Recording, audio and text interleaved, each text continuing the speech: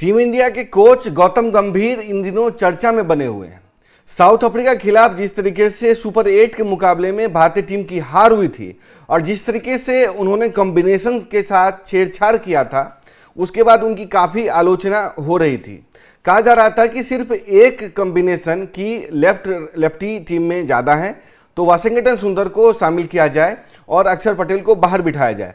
इसलिए टीम हार गई और पूरा कॉम्बिनेशन बिगड़ गया और टीम की कमजोरी सामने आ गई।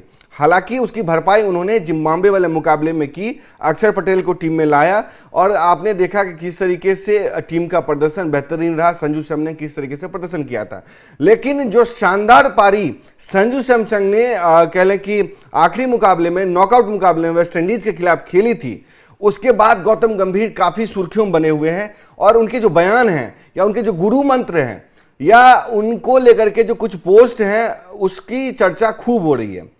संजू सैमसन ने जिस तरीके से 97 रनों की पारी खेली, उन्होंने भारतीय टीम का जो वर्ल्ड कप का जर्नी था 2011 में, जब फाइनल में टीम इंडिया खेल रही थी श्रीलंका खिलाफ और गौतम गंभीर ने भी 97 रनों की पारी खेली थी। ऑल्दो वो आउट हो गए थे, लेकिन जो कह लें कि सैमसन वो नॉट आउट रहे थे, लेकिन उस क्रूशियल 97 रन, और ये क्रूशियल 97 रन की चर्चा हो रही है, उसकी वजह है कि जिस तरीके से 97 रन पे धोनी का एक छक्का भारी हो गया, धोनी के 90 रन भारी हो गए और धोनी की ही चर्चा हुई। गौतम गंभीर एक गुमनामी में चले गए। मसलन भारत की जीत का श्रेय गौतम गंभीर को ना मिलकर के धोनी को मिलने लगा। और जब भी कोई भी कह ले मोन्टाज चलता है, चंक चलता है या कोई भी उस तरीके की बात आती है, याद करने की बात आती है, तो धोनी के उस छक्का और रवि शास्त्री की कमेंट्री की बात आती है, धोनी के 90 रन की बात आती है। और गौतम गंभीर ने जो ओपनिंग से लेकर के लास्ट तक जिस तरीके से खेला, 97 रन की पारी खेली और उसकी चर्चा नहीं होती है, तो उनका जो दुख है, उनकी जो टीस है, वो बार बार निकल आता है। और सोशल मीडिया आप जानते हैं क्रिकेट के फैंस किस तरीके से इसकी चर्चा करते हैं, दोनों का मिलान करते हैं और सिनेरियो जोड़ लेते हैं। जब उन्होंने प्रेस कॉन्फ्रेंस में आज मैच में बात करते हुए उन्होंने कहा कि 97 रन पे उतने ही इंपॉर्टेंट है जितने की कह लें कि 2 चौके शिवम दुबे ने जो लगाए थे और क्रूशियल मैच में एक तरीके से भारत को लाया और भारत का जो रिक्वायर्ड रन रेट है वो कम हुआ था और बाद में हमने देखा किस तरीके से टीम की जीत मिली। तो उससे जोड़ करके दिखाया गया कि किस तरीके से गौतम गंभीर को टीस है कि उनके 97 रनों की चर्चा नहीं होती जो उन्होंने क्रूशियल पारी खेली थी, लेकिन धोनी की जो 90 रन की पारी है उसकी चर्चा होती है।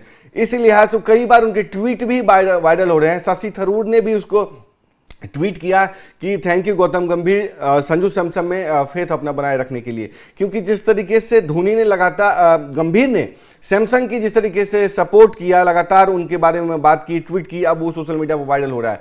लेकिन जब साउथ अफ्रीका के खिलाफ उनको बाहर रखा गया तब सवाल ये उठने लगे कि वाशिंगटन सुंदर को आपने टीम में जगह तो दी, वो राइट प्लेयर थे, लेकिन जब आपको जरूरत थी तो आप सैमसन को बाहर क्यों रखा। और कैप्टन सूर्या की भी आलोचना होने लगी थी कि आपसे सवाल पूछा गया कि क्या लगातार डक पे आउट रहे हैं, प्रदर्शन अभिषेक शर्मा का सही नहीं है, आप उनको बाहर बिठा रहे हैं। तो वो हंसते हुए ताना मारते हुए कहते हैं क्या चाहते हैं कि मैं अभिषेक शर्मा की जगह संजू सैमसन को लाऊं?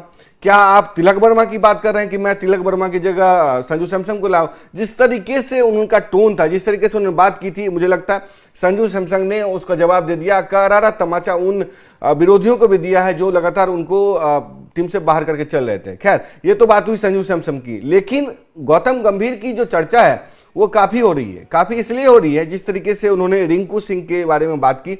रिंकू सिंह के पिता की जो निधन है बीते दिनों हो गया था, वो कैंसर से जूझ रहे थे और बाद में क्रियाक्रम के बाद वो टीम से जुड़े, तो उनकी तारीफ टीम मीटिंग में उन्होंने की जब टीम खेलने जा रही थी। ऑल्दो वो प्लेइंग 11 का हिस्सा नहीं बन पाए, प्रैक्टिस सेशन में हिस्सा बन रहे हैं और अब आखिरी मुकाबले में देखने की बात होगी कि उनको शामिल किया जाता है कि नहीं। लेकिन गौतम गंभीर ने जिस तरीके से रिंकू सिंह की तारीफ की और टीम जब जा रही थी मैच खेलने, आखिरी मुकाबला खेलने जा रही थी नॉकआउट का, उस मैच में जिस तरीके से उन्होंने गुरु मंत्र दिया था कि ये 40 ओवर ही हैं आपको खेलने के लिए, तो उसकी चक दे इंडिया की याद आ गई जब उन्होंने कहा था कि ये जो 70 मिनट्स हैं आपके जीवन का जो सबसे क्रूशियल मोमेंट है, तो वही गौतम गंभीर ने भी कहा कि ये 40 ओवर आपके क्रूशियल ओवर्स हैं और समझिए कि आपके जीवन के सबसे बेस्ट खेलना है। जब आप दबाव में फील करें तो उसको पॉजिटिव लेके चलना है और टीम के लिए खेलिए, भारत के लिए खेलिए और एक दूसरे साथियों के लिए खेलिए, मतलब टीम के जो मेंबर है उनके साथ मिलकर खेलिए, उनकी तरक्की के लिए खेलिए, उनकी सफलता के लिए खेलिए। तो ये जो गुरु मंत्र था, दबाव से झेलने की जो मंत्र था, स्ट्राइक रोटेट करने का जो मंत्र था और खुद जो लगातार वो फील्ड पे, ऑफ फील्ड पे, इन फील्ड पे जो इंटरवीन कर रहे थे बॉलिंग सिलेक्शन को लेकर के, उसकी भी चर्चा काफी होने लगी। या कहा जाने लगा है कि ये एक तरीके से जो कबीर खान थे या चक दे इंडिया के शाहरुख खान है, उनसे तुलना होने लगी और खूब मीम्स वायरल होने लगे कि किस तरीके से शाहरुख खान ने जिताया था भारत को। ऑल्दो फिल्म की बात है, रियल लाइफ में ऐसा नहीं होता है, लेकिन गौतम गंभीर की जो टीम मीटिंग थी, जिस तरीके की बातें उन्होंने किया, जिस तरीके से गुरु मंत्र दिया, मुझे लगता है उसकी काफ़ी चर्चा हो रही है। अब टीम चूंकि सेमीफाइनल में पहुंच गई है, तो साउथ अफ्रीका के खिलाफ जो टीम की कमजोरी आई थी, जो हार मिली थी, वो अब पीछे छूट गया है। इसी लिहाज से अब गौतम गंभीर की जो टीस थी 97 रन वाली, उसकी भी चर्चा होने लगी है, गुरु मंत्र की चर्चा होने लगी है और जो उनकी हार हुई थी टीम की, उसकी भी वो भी पीछे छूट गया है। आपको बताएं कि इंग्लैंड के खिलाफ काफ़ी क्रूशियल मुकाबला होने वाला है सेमीफाइनल। भारत ऑल्दो इंग्लैंड को कई बार हरा चुका है, लेकिन हर नॉकआउट मुकाबला, हर इंपॉर्टेंट स्टेज सेमीफाइनल एक जैसा नहीं होता है। अब भारत कह लें कि वानखेड़े में खेलेगा, हाई स्कोरिंग मैच होगा। बटलर चल नहीं पाए हैं कई दिनों से, तो वहां भी उन पे नजर रखनी होगी कि उनका ये मैच सबसे बेहतरीन मैच ना बन जाए। ऑल्दो भारत के लिए भी संजू सैमसन तो चल रहे हैं, फॉर्म में आ गए, कप्तान सूर्या को चलना है, तिलक वर्मा की पारी, लंबी पारी नहीं आ पाई है, उसके अलावा आपको ईशान किशन भी डक पे आउट हुए थे, उनके भी चलना बाकी है और उसके बाद अभिषेक शर्मा को भी बेहतरीन पारी देनी है। तो इन सब पे नजर होगी क्योंकि ये सब इंपॉर्टेंट प्लेयर है और जिस तरीके से स्पिन का जो जाल है वो भी देखने को मिलेगा, क्योंकि वानखेड़े में स्पिन को भी मदद मिलेगी और हाई स्कोरिंग मैच है। तो यहाँ पे कह लें कि बीच के स्लॉग ओवर्स में अक्षर पटेल की क्रूशियल भूमिका होगी, हार्दिक पांड्या की क्रूशियल भूमिका होगी कि किस तरीके से वो डेथ ओवर्स में रन को कम करते हैं और टीम इंडिया में की जो पारी है उसमें कंट्रीब्यूट करते हैं। अगर आपको बताएं कि गंभीर ने खिलाड़ियों को क्या याद दिलाया, गंभीर ने याद दिलाया कि ऐसे बड़े मैचों के लिए वे सालों से मेहनत करते आए हैं। उन्होंने कहा कि घर में नॉकआउट मैच खेलना गर्व की बात है और इसे बोझ नहीं बल्कि मौका समझना चाहिए। उन्होंने टीम से कहा कि अगले 40 ओवर ही पूरी ऊर्जा और साहस के साथ खेलें, देश के लिए खेलने का आनंद लें, सबसे अहम है कि एक दूसरे के लिए खेलें। उनके जोशीले अंदाज ने ड्रेसिंग रूम का जो माहौल है पूरी तरीके से बदल दिया और कहा जा रहा है कि यही गुरु मंत्र टीम को जीत दिलाने में महत्वपूर्ण भूमिका निभाता है और टीम जीतने में भी कामयाब रही। और जिस तरीके से उन्होंने संजू सैमसन के बारे में बातें की है, उसके बाद भी कहा जा रहा है कि हो सकता है इसी मैच के लिए उनको बचा कर रखा गया था। अब देखिए कि सेमीफाइनल वाला जो मुकाबला है वो काम आने वाला है। उनका जो अनुभव है 2007 के वर्ल्ड कप का, 2011 के वर्ल्ड कप, उसमें गंभीर का जो अनुभव है वो काम आएगा। और भारत इंग्लैंड के बीच में लगातार तीसरा मौका है जब सेमीफाइनल में टकराएंगे दोनों टीमें। भारत और इंग्लैंड के बीच ये मुकाबला एक और यादगार अध्याय जोड़ने जा रहा है। दोनों टीमें लगातार तीसरी बार T20 वर्ल्ड कप में भिड़ेंगी और सेमीफाइनल की बात करूं तो तीसरी बार ही आमने सामने है। और 2022 में ऑस्ट्रेलिया में खेले गए सेमीफाइनल में इंग्लैंड ने 10 विकेट से जीत दर्ज की थी।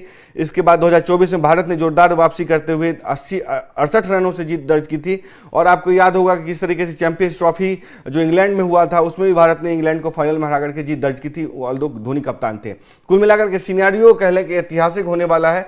भारतीय टीम के पास मौका है इंग्लैंड के खिलाफ जीतने का भी मौका है, नेटवेट सीरीज से लेकर के चैंपियंस ट्रॉफी से लेकर के 2023 वर्ल्ड कप की बात कर लें या एक तरीके से बात कर 2024 की बात कर लें, तमाम ऐसे मौके आए हैं जब टीम इंडिया ने अच्छा प्रदर्शन किया, इंग्लैंड को हराया भी है, अंग्रेजों को मात दी है। अब देखने की बात होगी कि वानखेड़े में क्या कुछ होता है।